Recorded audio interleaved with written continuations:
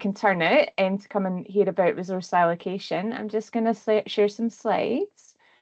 But yeah, as we've already been introduced, I'm Pauline Lunn. For folk who don't know me, I see lots of familiar faces on the call, so I know lots of you, and I'm sure Keith will know lots of others. But I'm the director of In Control Scotland. We've been involved in a lot of resource allocation systems development work over the last more than 10 years. But I'll let Keith say a wee quick intro to himself. Yep, hello everyone. Obviously, I've met lots of people before, and I'm sure there's lots of people I haven't met.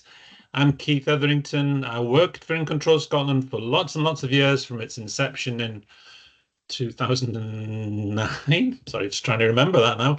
I've been formally retired for more than a year now. So, but I still do some things with In Control Scotland when Pauline asks me, and when I think it's interesting to do. So I'm happy to be here today. And the reason why I still do things is because there's still lots to do, and I'm happy to make any contribution that I think might be useful for people. So that's why I'm here. Excellent, thanks so much. So we will be sharing the slides afterwards. Callum's got a copy, so you can ask for a wee copy of those if you so wish. And just to let you know, there will be a decent amount of space for questions at the end, but we'll also take an opportunity, opportunities to ask questions throughout and make comments. So please do use the little digital yellow hand function, or wave vigorously, and somebody will notice you. I can't see folk because I'm sharing my screen, but I'm sure somebody will spot you. Okay, cool. So that's us. So a wee quick summary of what we're wanting to achieve from today. Two things really. First thing, to do a bit of demystifying around about resource allocation and the systems and processes that sit behind it, because there is a lot of mystery sometimes about it, and I perceived as something pretty complicated. So we hope to kind of crack some of those myths today. And the second part, to improve understanding and share practice and some of our experience that we hope might be useful, with the intention that folk might be better able to direct their own support in the best way for them. So that's our kind of learning outcomes for today. But I'll pass over to Keith for slide 3. Yeah, and I think that's really why I was happy to come along today. The whole demystification is something that we've wanted to try and further for quite a long time, because I think it is easy for people to get stuck and to get to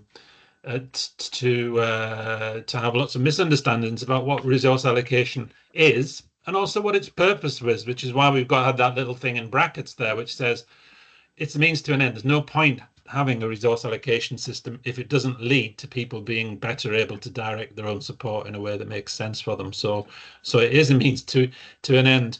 And we're starting off with these principles and misconceptions. And there's 2 slides, and then we're going to give you a quick opportunity for a bit of comment as well, just at that point. So we're just going to do another 2 slides, and then we'll get that to there. And the first thing to say really is an obvious thing, and it's just that everyone has a system, whatever you call it, however you do it, everyone has a system of sharing out the available resources that are there for social care in their area.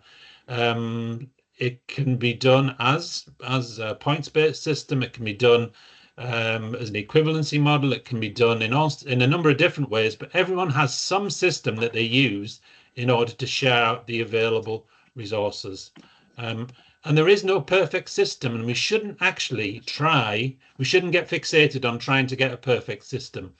We should get a good enough system that allows reasonable, fair and equitable allocations, but there is no perfect system. And I think we should recognize that we should get something that works well enough that we can then use, and remember that we are talking about human services, and therefore it's not rocket science. It's not like rocket science. Maybe AI will make it rocket science, but it's not rocket science. It's actually more of an art than a science, and it is simply about being clear about what is available to share out, and then working out the way that can be done, so that people do get those equitable, fair, reasonable, sufficient allocations. And any system of resource allocation is going to be a mixture of process, systems, hopefully simple systems, and professional judgment. So there's always going to be some element of professional judgment, assessment, that will fit into any system of resource allocation. And how you do it depends on what balance you put on each of those. You could make it all, for example, you could make your resource allocation system based purely on professional judgment. How do you ensure consistency? There may be ways you can do that in terms of guidance and so forth. Or you could say, we have a very foolproof system here, which is based on a more accurate set of questions that deliver that, but you're always going to have some element of professional judgment in that. And that's the balance. That's always going to be a balance. And they're the things that you're going to be looking at. How do you get a process that's reasonable and a consistency of professional judgment in a coherent system? And the last principle and misconception on this slide is that there'll always be exceptions, that when we talk about human services, whatever we design, there will always be exceptions. And we should be happy with that. We should be comfortable with that. And we should know that particularly the sort of resource allocation system that we're going to talk about today, that there is scope for that further discussion, because what we're looking at identifying, Pauline, next one, let's do the next one, is something what we think good practice looks like. So we think, and this is a slide just now, and then we're going to talk more about some key components, which is another way of looking at this, but just one quick slide about what we think good practice looks like. So we think it looks like a straightforward and understandable process. So it needs to be straightforward, it needs to be understandable, both by practitioners, by social workers and anyone else who may be involved in an assessment, as well as people themselves. So it needs to be something that people can see and understand. And it also needs to be coherent with the whole assessment. So it shouldn't be something that sits separately or sits in opposition or sits uncomfortably. It should be coherent with the whole assessment. So that any questions that you're using need to be coherent with the other aspects of the assessment that you're using. The second point we say is that it should provide an indication of funding that's reasonable and sufficient.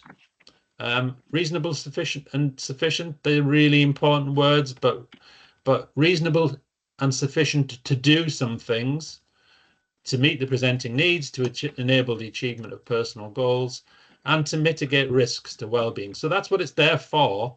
If it's not doing that, then you should be questioning the process that you're using. We say that good practice also looks like a system that indicates the available funding up front, so that people know the financial resources that are available when they are deciding how they are going to direct the support, and they can use them alongside the other resources in their life to develop a plan of support or direct their own support in the way that makes most sense, by using all the resources that are available to them. And we say that enables effective and efficient planning. And it's always interesting to think of those two words, I think, effective and efficient planning of support. And the final good practice point we make is that good practice looks like there's a spectrum of funding, and you can see that spectrum that goes from lower to higher additional need.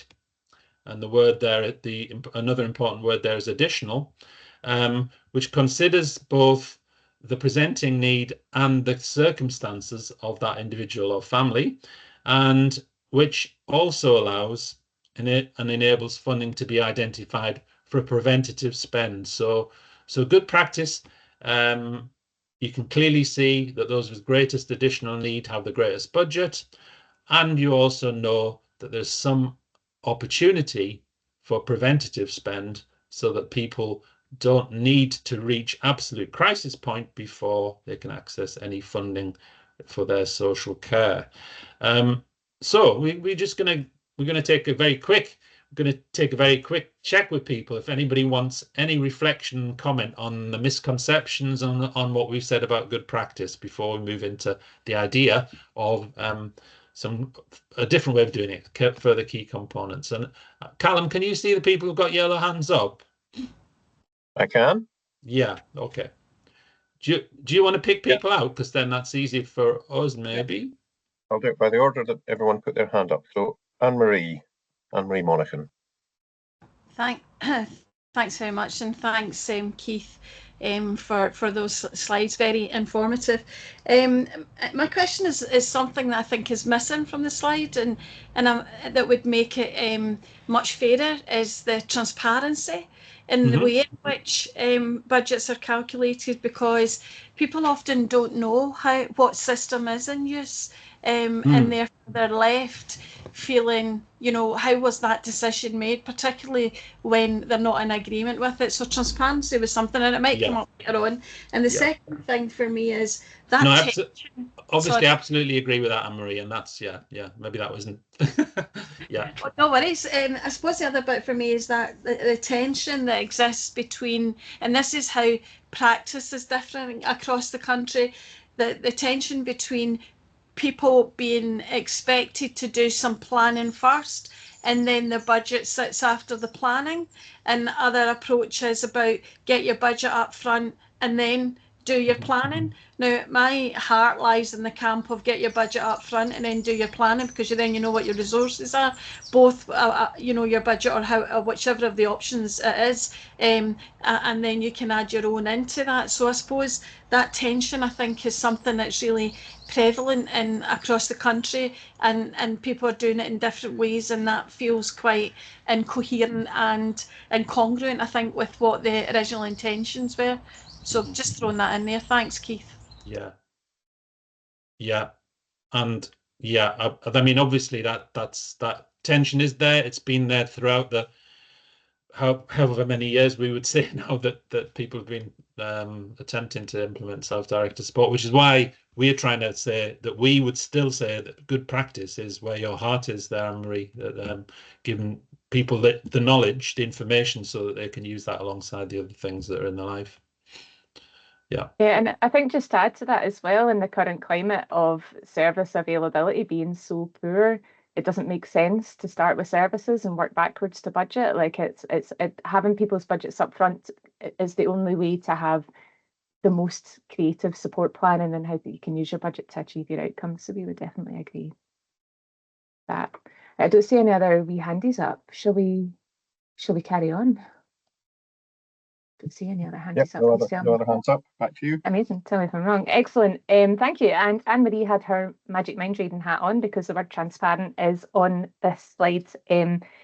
What we've got, we're going to run through for the kind of substantive bit of the rest of the session, is a wee mini resource that Keith and I have been working on over the last wee while, that kind of explains out what we think the key features are of an effective resource allocation system.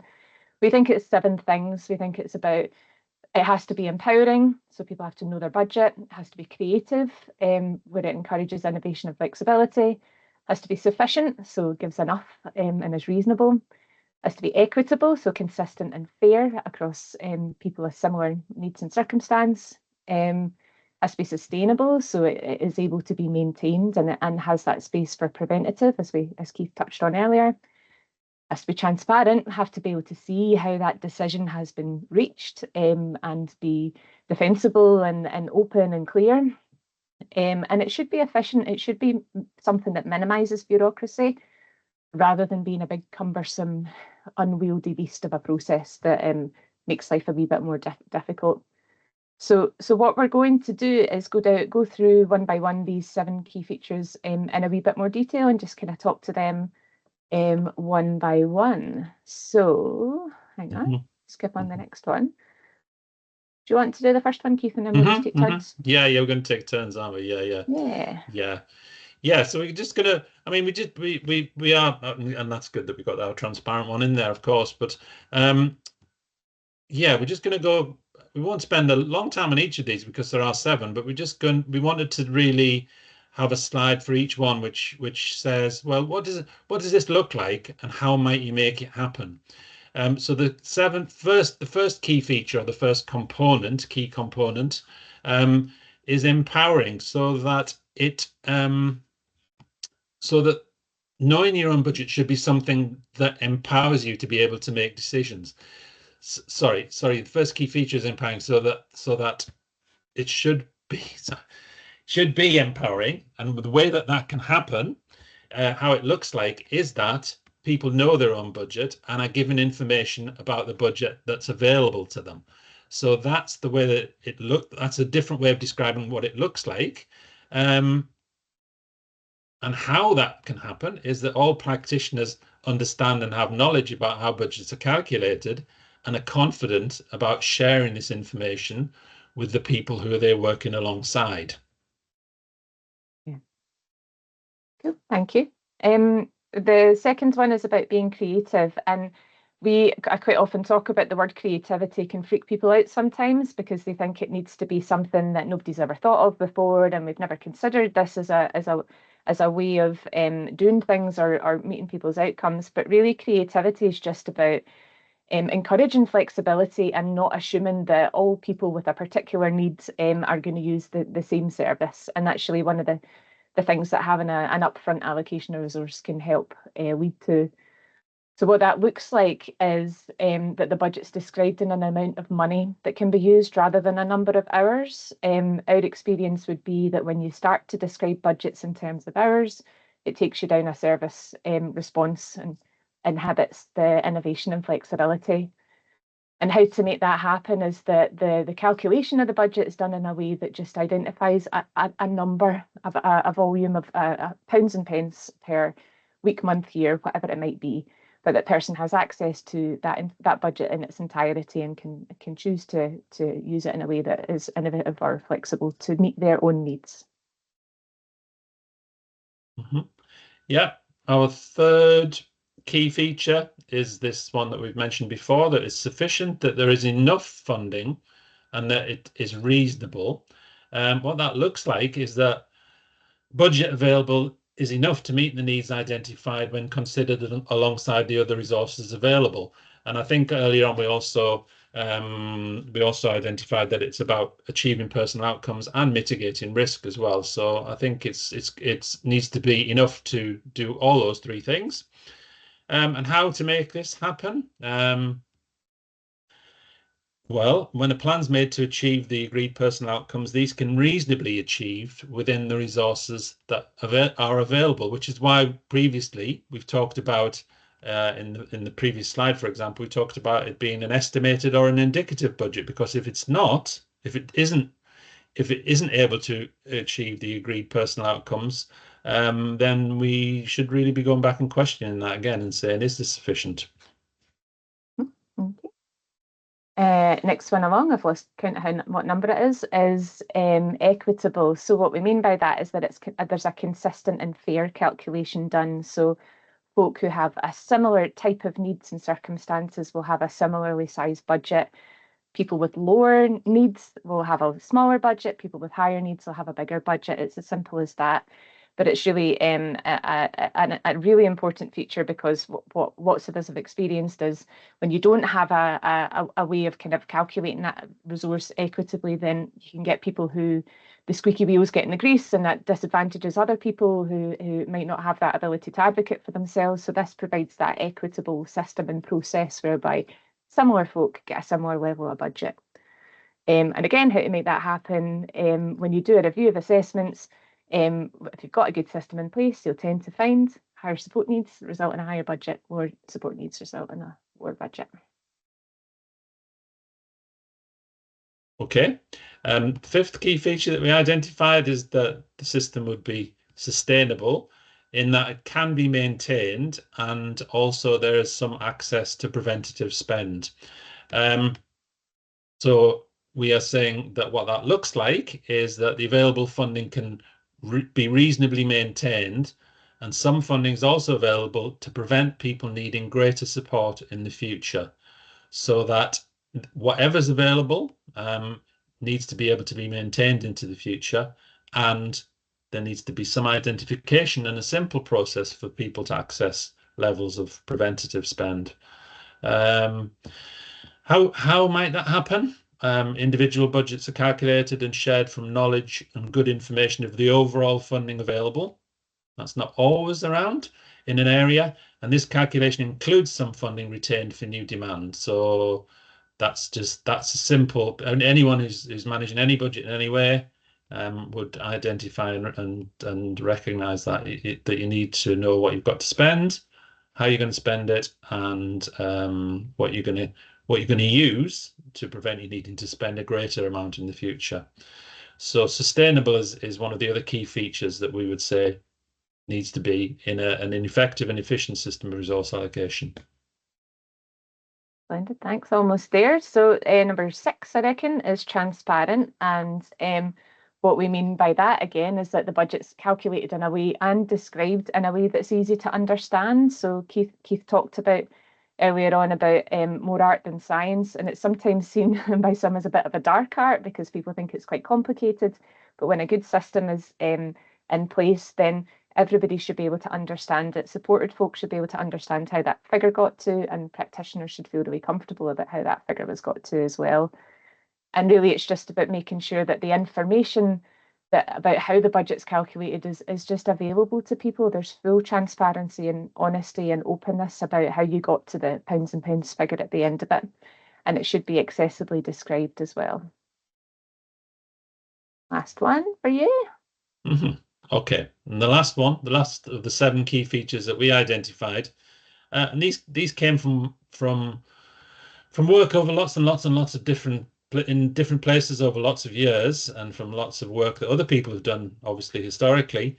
But the last key feature we identified is that good practice in resource allocation would involve an efficient system with minimal bureaucracy. And that the process works with the least necessary bureaucracy, as well as being easy to understand. So obviously, any system requires some bureaucracy, requires some processes to allow it to continue and to work well. But we would be looking for the least necessary bureaucracy, and clearly not a system which involves spending lots and lots of money on a bureaucratic way of doing things that reduces the funding available directly to people. Systems designed to keep transactions as simple and limited as possible, and is regularly reviewed to keep all necessary processes efficient. And I think that's an important point too, this idea of once you have a resource allocation system that may be working well, you can't take your eye off that ball. You can't. It needs further attention, and it needs continual iteration to some extent. And we've Pauline seen lots of systems that have a historic working well, but are no longer working well because people have just continued with that, or other things have got in the way, like the pandemic and the integration of health and social care and all sorts of other things that have taken people's eyes away from this. Yeah, thanks. And we've got a couple of slides just about if you have a system already in place and you're in that situation where it's maybe not working as well as it could, then how to approach a review as well. So we will go into that in a wee 3 slides time or so. But anybody who's ever heard me speak about anything about SDS ever has probably heard me talk about this triangle. I use this really, really often. And the point of this is that resource allocation systems are just a part of self-directed support. This diagram shows kind of the full spectrum of what we think self-directed support is and should be, and it's not the bits at the top. We focus our attention on a lot of the process stuff, which is things like a RAS, how your budgets are calculated, what your budget is, what option you choose.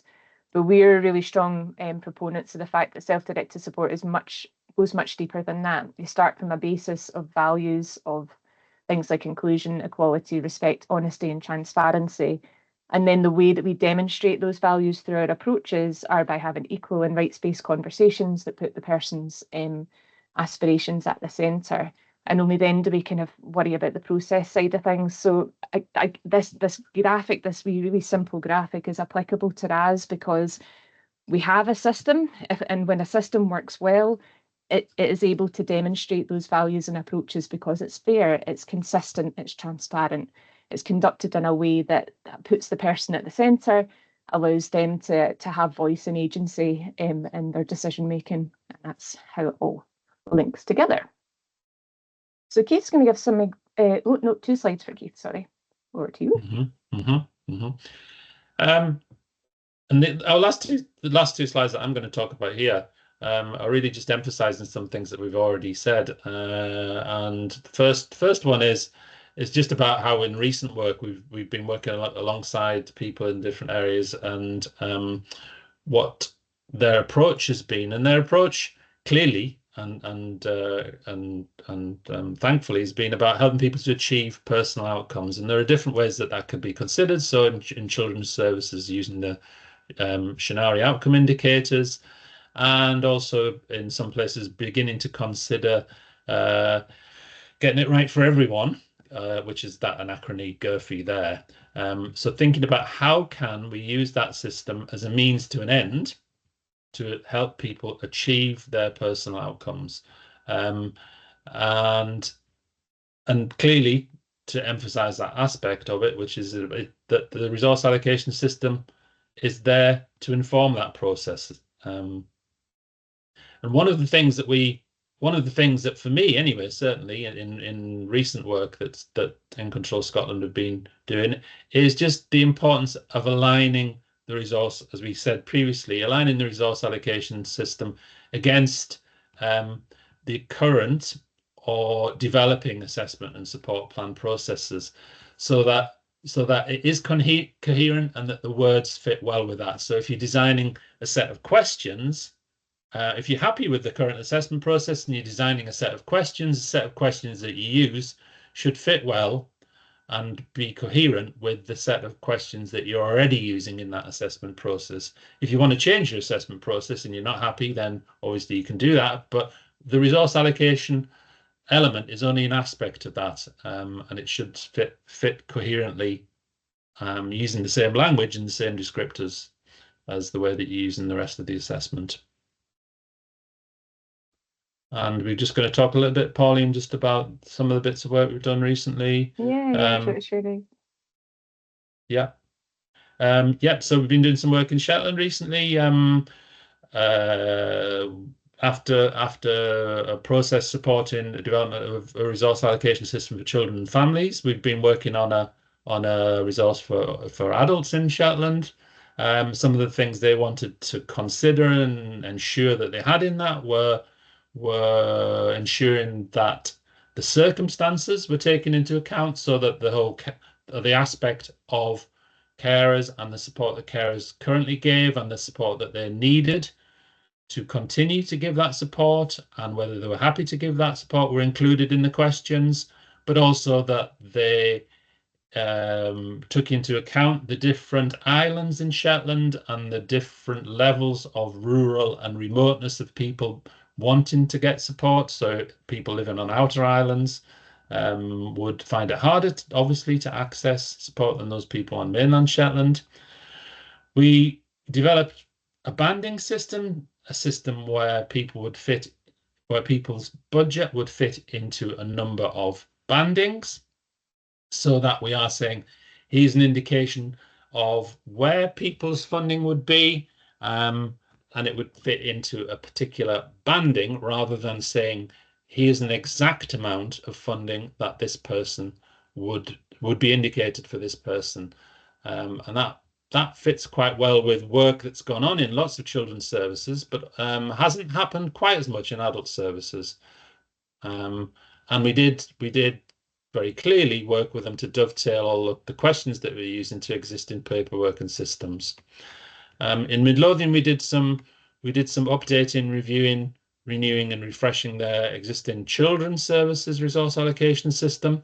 Some of that was actually just looking at the financial parameters and the financial systems that were there and updating them, because they hadn't been updated for quite a long time. But some of it was also in revising, renewing the supporting descriptions and questions that went alongside with that. And some of it was about promoting, ensuring consistency, testing out ways that we could make the application of that as consistent as possible by giving good guidance to workers. Yeah, that's it. Excellent, thank you. So final couple of slides and then we'll take some questions. So get your digital fingers ready to raise if you've got questions. But as Keith described there, we kind of, when we do support to local authorities, health and social care partnerships, tends to be one of two things. It's either we don't have a RAS at all, we need your help to develop it, or we do have a RAS And like you said, it's not been updated for a couple of years. Our funding levels have changed, cost of living, inflation, all of this kind of thing has happened. And we need to do some updates to it, or internal processes or whatever it might be. So you either have one and you need some tweaks, or you don't have one at all and you need one built. So was it last year, Keith and I, we worked on a kind of framework for folk who already have something but who want to update it. And this is something we're keen to kind of do a bit more development work on over the coming months. But basically 6 simple steps to updating. If you've got one already, then what you can do to get it more up to date. And it is fairly straightforward, but I think this is something that, again, people can feel that RAS is too complicated, it's too mysterious, we better not tinker with it. We'll just throw the whole thing out and go and use a different system because it's too intimidating to update it. But actually, it can be fairly straightforward if you just have the right people and time and energy around about it. So we would say step number 1 is to get some feedback. So go and speak to your practitioners or individuals and families about the current system. How does it feel? How does it work? And using the 7 key criteria. So does it feel consistent? Does it feel transparent? Does it feel equitable? Does it feel sufficient? All of those kind of things. So understand how people feel about it and how it's being used, how effective it feels. Then there's a wee bit of maths to do a bit of an analysis. So basically what we mean by that is taking a sample of people and looking at, if your RAS hasn't been updated in a few years, what figure does it spit out at the end of as an indicative budget, and then compare it to what their actual spend is and the support that they need today, and just figure out what's the difference, how big of a difference is it. Then the third thing is to go and just, it can be quite trial and error, go and make some changes, have a think about, do you need to shift the weightings on some of the questions? Do you need to uplift some values? Do you need to change the way that questions are described and the guidance that supports it? Have people got into patterns of doing things in a way that actually wasn't the way it was originally designed for?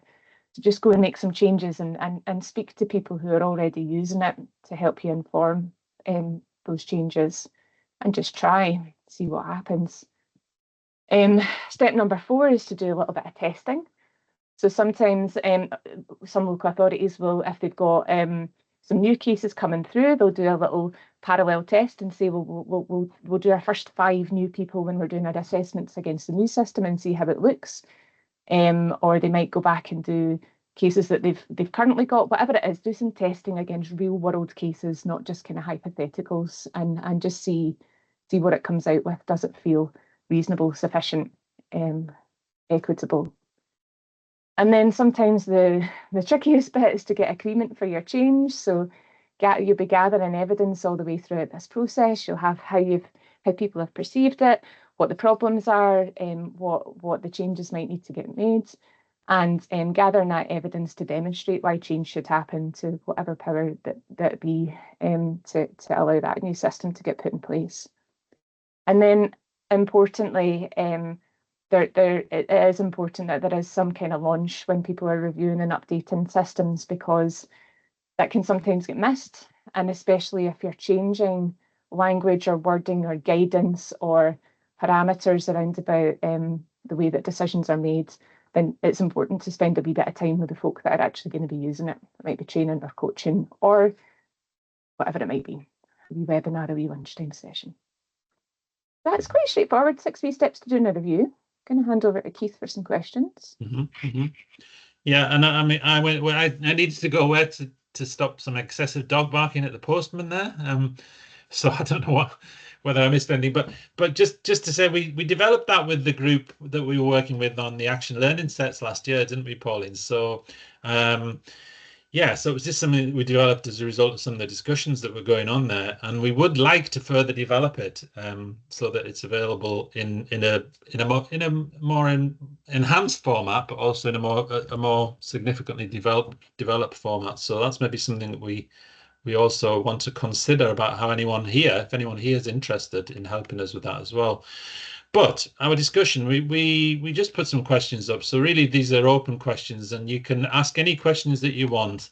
But really, the questions that we put up were what would help you in your area in terms of developing a resource allocation system that fits with the 7 key components, key criteria that we identified. What would it take for that to happen? What else do you need to consider?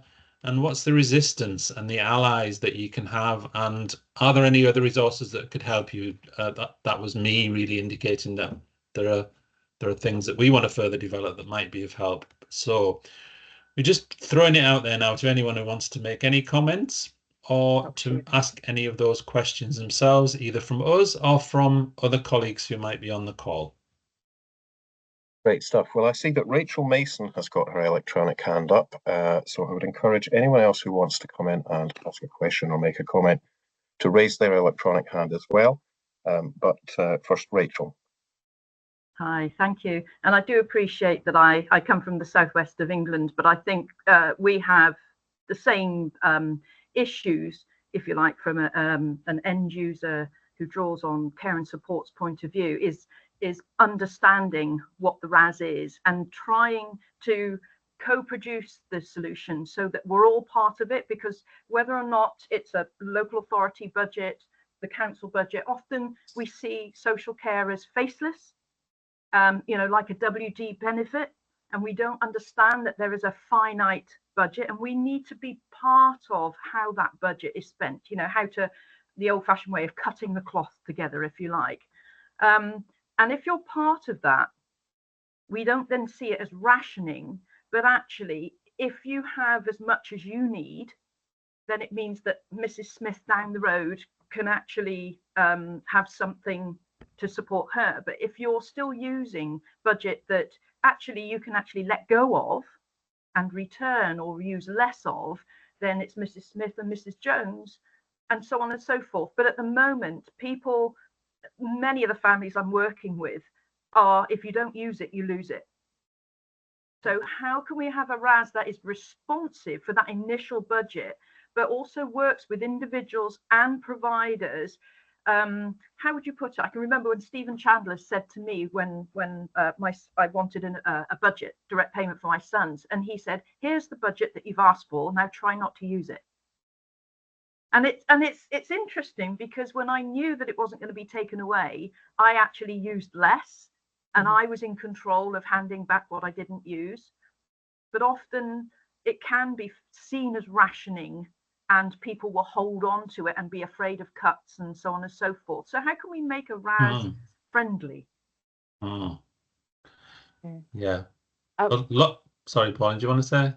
No, I was just going to say, I think I'm not sure how much of that is the purpose of the RAS and how much it comes down to the conversations between workers and supported folk, because something I'm hearing really consistently from supported folk is that they'll go into an assessment and a review, and the first thing on the agenda is cost cutting. It's we have to make a saving, we have to do this, and that leads to this kind of scarcity mindset where if Alistair's on the call from our team, he talks about if the supermarket doors are closing, you reach in and grab what you can and keep a hold of it. You don't get the opportunity to think and plan. And when we think resources are scarce, we grab onto what we can because they become more precious. So I think it's probably much greater than RAS, and it comes much more down to practice and culture, because what we've seen in the past and experience as well is sometimes when families are told how much their service or their support costs, they're horrified. They're like, but that's not worth that amount of money. I'm not getting what I need out of that. I feel like I could do better myself. And it's that autonomy and agency that leads to that. Sorry, Keith, I don't know if you've got anything you want to say. No, I agree with what Rachel said. I agree with what you said, and it is that emphasis about well, first of all, the emphasis about demystifying and making it transparent, as Marie said as well. And that's in our criteria, but it's also about this thing that if you having a system result, it can't go along in isolation. It needs to go alongside those other aspects of what historically would have been described as cultural change that needs to happen, and that happens. That can only happen when people get together and share, like you said, Rachel, and where people have their voices heard and where people are included in those discussions. So I mean, we've got how many people on here? We've got 70 people on here. I'm sure some people will have some good examples of ways that has happened, and there'll be other people where they clearly clearly doesn't happen. But yeah, I mean, I would agree with and strongly emphasize all the points that have been made there. Yeah, and I suppose in that the one that you just shared, which is the one about making changes to your RAS. In the first one, it's about getting feedback, and part of that getting feedback clearly is getting feedback from people who are using budgets themselves, who are actually the people who are impacted by the decisions that are made. Yeah. Thank you very much. Rachel, do you want to come back on that at all? You wrote the floor to me. That's lethal. But no, I think that's absolutely true. And I think the core part of a resource allocation, when it's seen as rationing, it's every council is at breaking point. Somerset is under, it's section 114 at the moment. It is going bust. It's starting to close down and really rein in some of the wonderful innovative things that have been going on here, and not necessarily going out and asking what needs reducing. But I'm finding that the resource allocations are getting tighter now, and it is absolutely the bare minimum that people are asking for. And although learning disabilities, I don't know if people find with the RAS, learning disabilities seems to be more generous with the RAS. Older people's, the RAS seems to be incredibly frugal, and it's really, really difficult, and that can feel very, very unfair. And I don't know what people think on that. Is it a universal? Because it does seem to be heavily weighted towards, younger people and or more generous, dare I say. I don't know how the algorithm's written. Yeah. Okay, well, we better rattle through these because we've got 13 minutes. So next up is Anne-Marie. Anne-Marie. Thanks, Callum. And again, thanks, Pauline and Keith, for the presentation. My questions kind of touches a wee bit on what Rachel was mentioning, and it's the issue of equity and about the resource that's allocated being equitable. And the issue, I think, is that you also talked about available resources. So, for example, in learning disability, if there are more resources available, and that's the same resources that are being used through the allocation system to disperse to people, if you like, then it's inevitable that people may actually get more than you might in older people's services because they have a much lower budget to begin with. So there's something about how do we level up those kind of budgets, and are the needs of someone who is older and they've got the same kind of level of need as somebody who's perhaps younger and got learning disability. Are we ageist in our approaches to things? So I'm just kind of throwing that in there. Be interesting to hear what your experience has been. I think the other thing for me is it was really, really encouraging to hear you saying no matter what system you have, it doesn't replace professional judgment, and you're absolutely right. And I think on top of that, the recognition that there will always be costs that are outliers to the parameters that you set, and that's not a bad thing. It's about recognising that those individuals' needs are greater. And we've got an issue across Scotland where we have local authorities who start to put ceilings on costs. So, for example, the most we'll ever pay for someone living independently in their own home is £90,000, and that's some of the stuff that's happening in South, one of the other local authorities just now. And the argument is, but if your needs are greater than that, they can't possibly be met within that ceiling. So to recognise there will always be outlying costs, I think, is really helpful, and to be upfront about that, because some people's needs are greater. And my final point is just to remind people, if you're using a resource allocation system, an often abandoned system is the one that works best in this situation. You're looking where ILF is now open again in Scotland, and the kind of threshold sum is £800 a week. So if your resource allocation system allocates somebody £799 a week, you're denying them the opportunity to access a whole range of other funding on the basis that you don't have flexibility around your system. So I'm just throwing that in there so that people will think about the bigger picture and other ways in which resources could be allocated. So really interested to hear about the equitable question, if you've met that. And the final one is around around deflators. And have you seen local authorities building in deflators where people have got carer support, which then reduces the amount that people get? So thanks, and interested to hear your experience and all of that. Yeah. Do you want me to say something, Pauline, or do you want to? Yeah, I mean, I think all those things are true, of course, aren't they? All those things are true, and when we talk about them here, I do sit and think and think we're probably we're all talking about this here, but people's experience reflects a reality which is all the things that you've described, and I suppose the only thing I think about the fact that I mean, obviously there are different there are different levels of funding that are available for people with a learning disability or older people, and you've got to start. I suppose the only thing I would say about that is you've got to start from where you are. Really, you've got to start, as long as you go into that with your eyes wide open, then maybe then and start from where you are, then that's okay, and that's part of that transparency aspect that we've identified before. Historically, that's been the case. It still is the case in most places. Sometimes people have tried to address that and have gone somewhere to do that, but in the majority of places, that is still the situation. Deflators are used in play. Yeah, that idea of a deflator can be used, and again, it's a bit going back to what Rachel said. It's how you ask that question. You obviously are taking into account both the presenting need and the circumstances that are in a family, and you should have open conversations about that. So again, it's about that.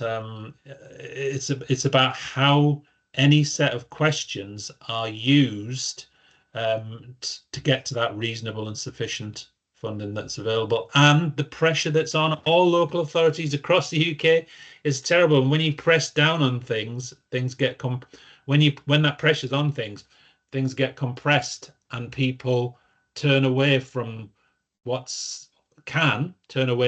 has worked well for them in the past and revert to ways of doing things that aren't as useful. And Rachel, you said sometimes what we want is a system of self-directed support which is both efficient and effective, i.e. which is effective and which is efficient because people know what's available to them and use the money in the best way for them, and also know that there are other people out there who are looking for a budget. And there's a whole set of other political stuff behind that, isn't there, about the money that's available for social care. That's a different set of things for us to consider in the decisions we make individually. Pauline, anything? I don't know, I'm a little bit of a ramble there maybe, but no, nothing else to add. I already get asked by the Health, Social Care and Sport Committee my position on adult social care funding, so I'm not gonna answer that question twice. No, I just agree with everything you said. Awesome, thank you very much. Next question from Claire Roxburgh. Hi, thanks, Callum. Not so much a question, just a couple of comments. Really interesting listening to everybody, and everybody's got really valid points and opinions. And I think probably, I don't know who's all in the call, but we're preaching to the converted, because we all know and we all understand and we all get it. So maybe one thing is that there's, is there that opportunity to preach to people that maybe need to understand more, whether that be leaders in partnerships, maybe, or other organisations would be my first comment.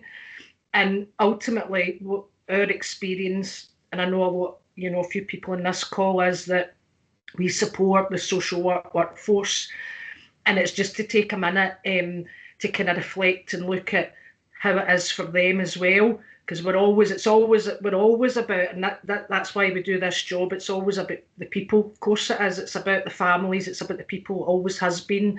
We wouldn't have been in this job if that wasn't the case. However, we need to take a step back, and as we've kind of said, that they are our biggest resource. So why are we not allowing them the time? Why are we not going back to relationship-based practice? why are we not going back to the beginning? Because, you know, 10, 11 years on, you know, we've all said at different stages how difficult this complex system is, navigating partnerships, and think what it's like for people. It must be a nightmare. So why are we continuing, you know, building on the relationships, having the real good necessary conversations, being able to take time to those things are crucial, and remembering that there's all these different competing demands, and just what it's like for workers as well. I really think we need to think about that, because if we do that wee bit right at the beginning, and we're linking with communities, we're signposting and we're connecting, and you know that everything else will fall into place. We don't need to worry about it as much. And just lastly, going back to that model of community social work, that's what people are saying to us. That's what we're hearing all the time. Why are we sitting in offices? Why are we not, you know, connecting in communities, right at the forefront, speaking to people, because it will alleviate all of these issues. Thanks. Thanks, Claire. I'll vote for you.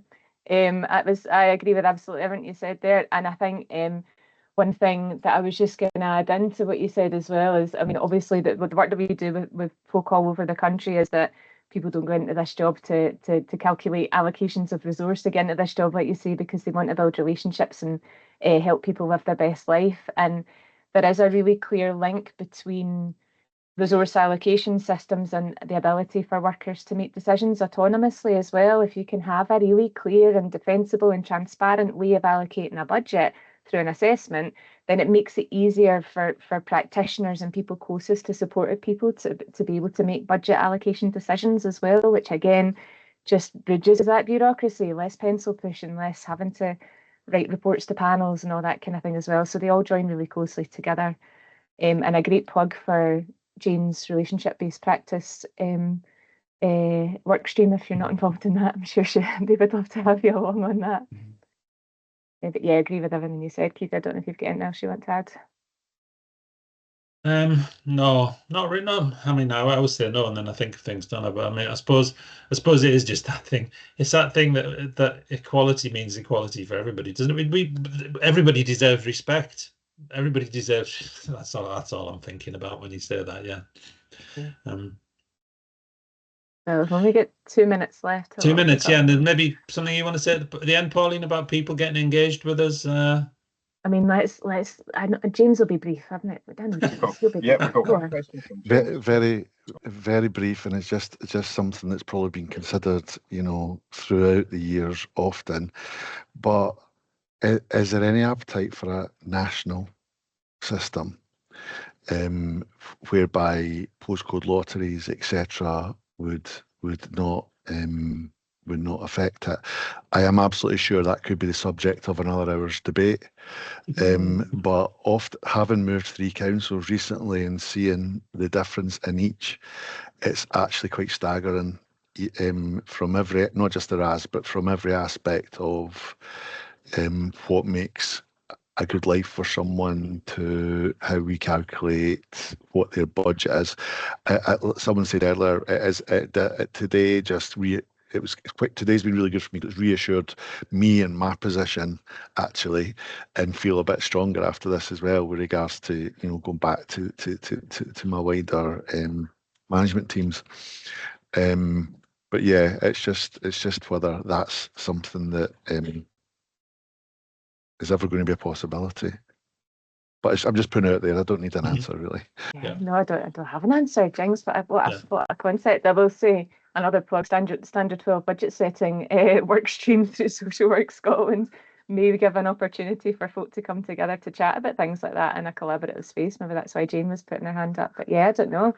We struggle to get a national definition of what bloody SDS is. I think we'd struggle to get a national definition of a resource allocation system, but it'd be a cool thing to work towards, at least a shared a standard understanding of what good looks like. Yeah. What were you going to say, Jamie? Were you going to say something in response to that? Yeah, just I suppose there's nobody I don't think on the call today from COSLA, but I know that COSLA would probably say no, there isn't space there for. I'm thinking about the Simmons Triangle again at the top end of that they would probably say that there's no space to have the same processes in each local authority. But I would certainly be arguing, as Pauline just mentioned there, that we need to work on the kind of common. We've got some commonality there in Standard 12. The budget processes work stream that we're developing should drive some consistency of practice there in terms of the values and the general approach, and we'll get as close as we can to an agreed position across all of the local authorities. Thank you. Yeah, thanks so much, Jane. And yeah, we are a minute over time. Apologies. My one final kind of comment would just be to say we are progressing with a few bits of work on resource allocation at the moment, or we will be after summer because nobody does it in July and August. And I'm going to wait Isla for 2 weeks. So we will send information out about some of that through the practice network. I'll send it to Callum for folk to get involved with if you're keen. But I'll also be involved in the Standard 12 workstream that Jane's mentioned on budgets. Yeah, just huge thanks. Sorry for running a minute over. Apologies.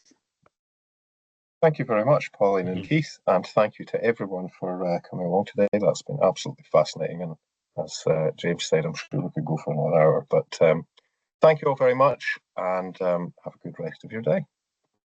Thank you. Thank you. Bye. Bye-bye. Thanks, Keith, Kath.